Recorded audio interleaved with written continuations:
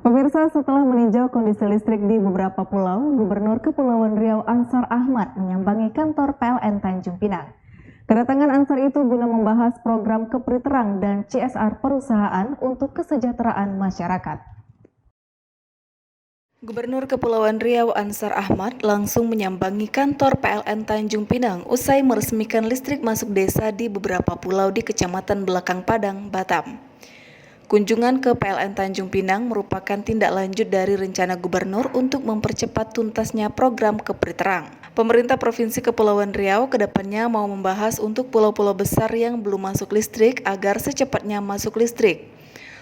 Untuk mempercepat masuknya listrik di pulau-pulau besar di Kepulauan Riau, Gubernur menjelaskan akan dilakukan pola serah terima operasi atau STO antara pemerintah Provinsi Kepulauan Riau dengan PLN. Dalam pola STO ini, Pemprov Kepri akan membantu penyediaan tenaga teknis yang akan bertugas menjaga dan merawat mesin generator. Sementara untuk beberapa pulau kecil yang tidak terlalu banyak ditinggali keluarga, akan dialiri listrik dengan pembangkit listrik tenaga surya. Bahkan untuk program tersebut, Pemprov Kepri juga telah menganggarkan dana hingga mencapai 3 miliar rupiah agar jaringan listrik di 8 pulau di Batam dapat teraliri. Tidak hanya di Batam, Gubernur juga memberikan perhatian kepada beberapa pulau di Kabupaten Bintan yang belum dialiri listrik, seperti Pulau Malin Besar, Pulau Malin Kecil, Pulau Kelong, dan Desa Tenggel akan dialiri listrik menggunakan transmisi tower. Sedangkan di Anambas ada 6 desa yang akan dimulai untuk pengaliran listrik menggunakan CSR dan SKK Migas. Masyarakat di 3 pulau di Batam, yaitu Pulau Lengkang, Pulau Gari, dan Pulau Labon. Nah, kebetulan kakaknya yang terbanyak itu di Lengkang, sampai lebih dari 160 kakak, maka tadi kita pusatkan di situ. Dan karena listrik itu masih dikelola oleh masyarakat, kita tadi membicarakan agar itu segera di STO-kan, serah terima operasional bersama PLN dengan syarat-syarat tertentu.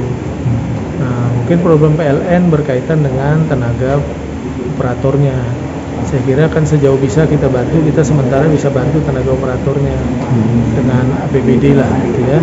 Dan nanti kalau PLN sudah tenaganya tersedia baru di take over sama PLN. Nah, kita juga membicarakan rencana kerja kita 2022.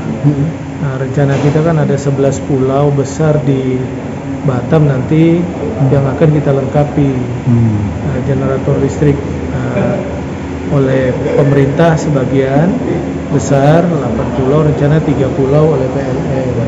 Yang 8 itu pun juga kita bahas STO-nya. Nah, supaya nanti semua bisa dikelola PLN.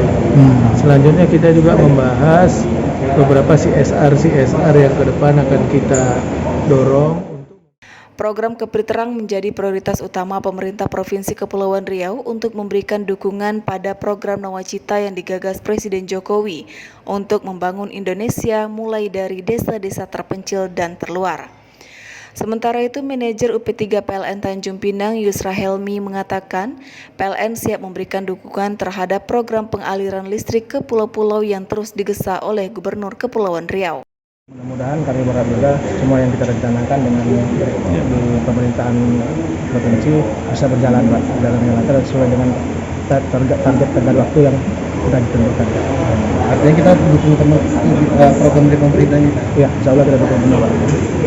Pada lawatannya kali ini, Gubernur disambut oleh Senior Manajer Teknik PLN Wilayah Sumatera, Taufik Eko, Staf Khusus JM PLN Wilayah Sumatera, Suharno, Manajer UP2K Kepulauan Riau Yuniar Budi Satrio, Manajer Bagian Pembangkit Ari Wijaya, Manajer Bagian Niaga Rizka Faniza, dan Manajer Bagian Keuangan dan Umum Raja Irwandi. Alfonsius melaporkan dari Tanjung Pinang.